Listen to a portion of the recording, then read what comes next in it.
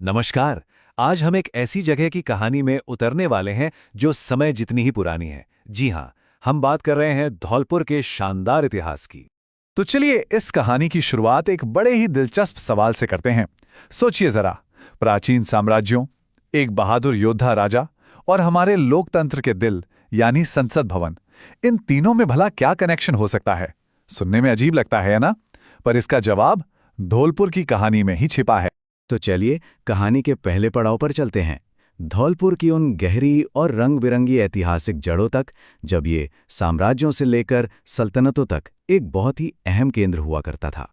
देखिए, धौलपुर की कहानी असल में इसके नाम से भी कहीं ज्यादा पुरानी है। ये हमेशा से एक बहुत ही स्ट्रेटेजिक, एक महत्वपूर्ण इलाका रहा है। इतिहास के बिल्कुल शुरुआती दौर में भी ये प्राचीन मत्स्य देश और फिर शूरसीन जनपद का एक अहम हिस्सा था। तो अंदाजा लगाया जा सकता है कि इसकी जड़ें कितनी गहरी हैं। जरा इस टाइमलाइन पर एक नजर डालिए। क्या जबरदस्त सफर है। सदियों तक एक के बाद एक ताकतवर साम्राज्यों ने जमीन पर राज किया है। सोचिए, मौर्यों के विशाल साम्राज्य से लेकर गुप्त काल के स्वर्ण युग तक, फिर गुर्जर प्रतिहार, चौहान, दिल्ली सल्तनत और आखिर में मुगल। मतलब धौलपुर हमेशा से ही सत्ता के खेल का एक बड़ा मैदान रहा है। तो इतने सारे साम्राज्यों के बाद अब आता है धौलपुर के इतिहास का वो सबसे बड़ा टर्निंग पॉइंट, वो पल जब इसने अपनी एक अलग, एक स्वतंत्र पहचान बनाई। ये बात है 18वीं सदी की। इस इलाके में एक बहुत बड़ा बदलाव आ रहा था। जाट समुदाय, जो खेती किसानी और अपनी बहादुरी दोनों के लिए मशहूर थे, वो एक बड़ी शक्ति बनकर उभर रहे थे।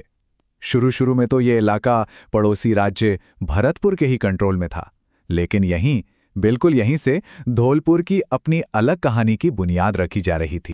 तो सवाल यह है कि ये हुआ कैसे? देखिए, कहानी कुछ यूं आगे बढ़ी। पहले तो जाटों का दबदबा और असर दोनों बढ़ा। फिर तस्वीर में आए महाराजा कीरत सिंह और उनके आने से खेल पूरी तरह बदल गया। और फिर साल 1806 में कीरत सिंह ने धौलपुर को एक आज़ाद जाट रियासत बना दिया, अपनी खुद की राजधानी के साथ। यकीन मानिए, ये वो पल था जिसने इस पूरे इलाके का नक्शा हमेशा के लिए बदल कर रख दिया। चलिए अब कहानी को और आगे बढ़ाते हैं। धौलपुर के इतिहास का अगला चैप्टर जुड़ता है ब्रिटिश राज से, जिसके आने से यहाँ सुरक्षा और तरक्की का एक बिल्कुल नया दौर शुरू हुआ। यहाँ देखिए, ये समझना बहुत जरूरी है कि ब्रिटिश प्रोटेक्शन से पहले और बाद में क्या फर्क आया। पहले जहां ये इलाका लगातार लड़ाई झगड़ों का अखाड़ा बना रहता था, वहीं बाद में ये एक आज़ाद जाट रियासत बन गया। इसे अपनी अंदरूनी आज़ादी मिली, स्टेबिलिटी यानी स्थिरता आई, और इसी स्थिरता ने तरक्की के नए रास्ते खोल दिए। और जब स्थिरता आती है तो क्या होता है? मॉडर्नाइजेशन यानी आधुनिकीकरण। ब्रिटिश राज के दौरान धौलपुर में नई सड़कें बनी, रेलवे लाइनें बिछाई गईं, एडमिनिस्ट्रेशन में बड़े सुधार हुए, और तो और एजुकेशन और सिंचाई जैसे जरूरी मामलों में भी जबरदस्त तरक्की हुई। मतलब राज्य का पूरा चेहरा ही बदल गया। लेकिन धौलपुर की कहानी सिर्फ अपनी सरहदों तक ही सीमित नहीं है। इसने सिर्फ अपना इतिहास नहीं, बल्कि पूरे भारत का इतिहास बनाने में भी एक बहुत बड़ा रोल निभाया है। कैसे? चलिए अब इसकी सबसे मशहूर और कभी ना मिटने वाली विरासत को देखते हैं। सोचिए, धौलपुर का सबसे बड़ा एक्सपोर्ट, सबसे मशहूर चीज क्या थी? कोई फसल, कोई कपड़ा? जी नहीं, वो थी यहाँ की जमीन खुद। जी हाँ, यहाँ की जमीन से निकला वो मशहूर लाल बलुआ पत्थर। और ये कोई मामूली पत्थर नहीं था। अरे, इसी पत्थर से तो दिल्ली का राष्ट्रपति भवन और हमारा संसद भवन जैसी आलीशान इमारतें बनी हैं। तो अगली बार जब इन राष्ट्रीय इमारतों पर नजर पड़े तो ये जरूर याद रखिएगा कि उनकी मजबूत नींव में धौलपुर का एक टुकड़ा जुड़ा हुआ है। तो रियासत से लेकर भारत की राजधानी बनाने तक का ये सफर अब अपने आखिरी पड़ाव पर आता है। देखते हैं कि आजाद भारत में धौलपुर की क्या जगह बनी।